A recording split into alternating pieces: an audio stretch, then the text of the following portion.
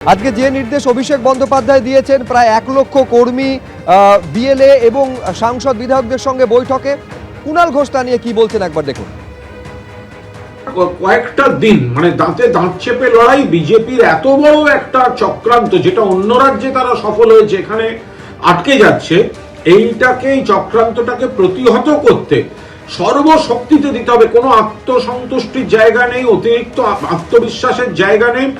1,36,00,000 logical discrepancy নামে যাদের ডাকা হয়েছে, আর ডিসক্রিপেন্সি ছাড়া আবার ওইখানে যে আনমার্কড যারা আছে সব মিলিয়ে 1,68,00,000 এদের প্রত্যেকের বাড়ি কিভাবে টাচ করা যায় সেটা মাননীয় সাধারণ সম্পাদক দলের সর্বশক্তিতে যে একেবারে সব ওয়ার রুম চালু থাকবে ইত্যাদি ইত্যাদি যা যা নির্দেশ দিয়েছেন। সরাসরি কৃষ্ণেন্দু অধিকারী আমাদের প্রতিনিধি রয়েছেন।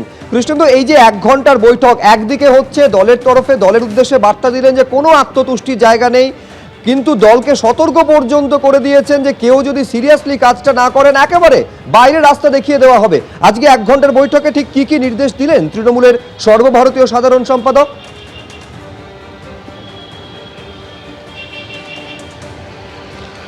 দেখো, অভিষেক বন্দ্যোপাধ্যায় আগের ভার্চুয়াল বৈঠকে উল্লেখ করেছিলেন যে আমাদের হাতে 3 মাস সময় আছে। আজকে বললেন আমাদের হাতে 100 দিন সময় আছে। আগে 6 মাস বলেছিলেন, আজকে বললেন 100 দিন সময় আছে। এই সময়ের মধ্যে সমস্ত কাজ সম্পন্ন করতে হবে এবং কোনোভাবে আত্মতুষ্টির জায়গা নেই। এবং একাধিক কর্মসূচি তিনি তৈরি করে দিয়েছেন, কার্যত একদম বোর্ডিং স্কুলের প্রিন্সিপালের মতো কি করতে হবে তার একদম পুঙ্খানুপুঙ্খ তালিকা তৈরি করে দিয়েছেন।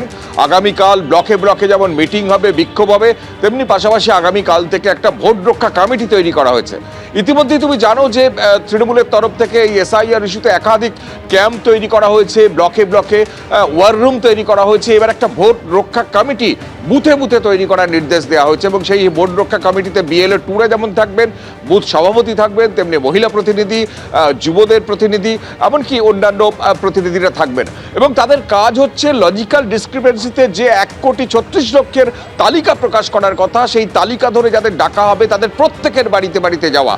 এবং তুমি জানো সুপ্রিম কোর্ট নির্দেশ দিয়েছে তাদের প্রতিনিধিও তাদের যেতে পারেন, সেক্ষেত্রে তাদের অ্যাপ্রুভাল নেওয়া বা অনুমোদন নেওয়া এবং সেই অনুমোদন নিয়ে তাদের সঙ্গে সেই শুনানিতে যাওয়া এবং প্রত্যেকের ভোটার তালিকায় যাতে নাম থাকে সেটা সুনিশ্চিত করা এবং দিদির দুধ যে অ্যাপ আছে সেই অ্যাপে সেটা আপলোড করা এবং যাতে প্যারালালি বা সমান্তরালভাবে তৃণমূল কংগ্রেসের তরফ থেকে নজরদারি চালাতে পারে সেটাকে স্পষ্ট করা। এটা অভিষেক বন্দ্যোপাধ্যায় নির্দেশ দিয়ে দিয়েছেন। কালকের কর্মসূচি জেলায় জেলায় বিভিন্ন ব্লকে ব্লকে বৈঠক এই আন্দোলন করার পাশাপাশি এটা করতে হবে।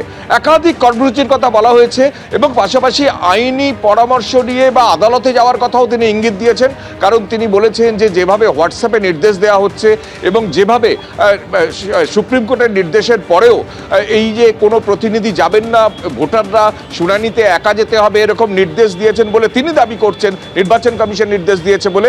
সেই প্রেক্ষাপটে একাধিক বিষয় হোয়াটসঅ্যাপের স্ক্রিনশট নিয়ে আদালতে যাবেন এমনটাও ইঙ্গিত দিয়ে রেখেছেন। পাশাপাশি এটাও অভিষেক বন্দ্যোপাধ্যায়ের আজকে তাৎপর্যপূর্ণ মানে বক্তব্য যে হুঁশিয়ারি কার্যত দলের একাংশের বিরুদ্ধে করেছেন, মূলত এমএলএ এবং এমপিদের বিরুদ্ধে।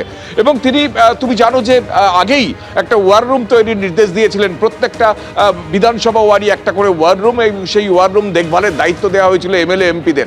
তার কাছে রিপোর্ট এসছে, তিনি দাবি করছেন সেই ওয়ার রুম কাজ করছে না এবং তাতে বলছেন যে এই যে এমএলএ এমপিরা তাদের এমএলএ এমপি করেছে দল, সেখানে যদি তারা সিরিয়াসলি কাজ না করেন তাহলে পার্টি তাদের রাখবে না এবং অন্যান্য পার্টির মতো তাদের বেতনের 50% তারা নিয়ে নেয় না দল, সেক্ষেত্রে তাদের গ্যাটের টাকা খরচ করে সেই ওয়ার রুম চালাতে হবে এবং গোটা বিষয়টা মনে রাখতে হবে তাদের এমএলএ এবং এমপি করেছে দল এবং দলের প্রতি তাদের দায়বদ্ধতা। একেবারে এমপি এমএলএদের কার্যত সতর্ক করেছেন অভিষেক বন্দ্যোপাধ্যায় এবং এইটাও তিনি বলছেন যে লজিক্যাল ডিসক্রিপেন্সির যে তালিকা সামনে আসবে প্রত্যেকের বাড়িতে কিন্তু তৃণমূল কংগ্রেসের প্রতিনিধিদের যেতে হবে, একটা কেসও যেন মিস না হয়।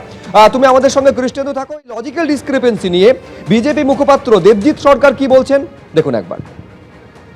ওনারা শুধু কি ওই কত কোটি কত লক্ষ বলছেন শুধু তাই নয়, না বলা বাণী অন্য, যারা কিনা মারা গেছেন, যারা কিনা ইহজগতে নেই, পৃথিবীতে নেই, তাদের কাছে ওনারা পৌঁছানো লোক পাঠাবেন, তাদের কাছে ওনারা বিএলএদের পাঠাবেন ওনাদের ব্যাপার। সর্বাধিনায়ক বলছেন ভাই, আপনারা কি বলেন? সর্বাধিনায়ক একটা আঞ্চলিক সর্বভারতীয় দলের সর্বাধিনায়ক। এবিপি আনন্দ, এগিয়ে থাকে, এগিয়ে রাখে।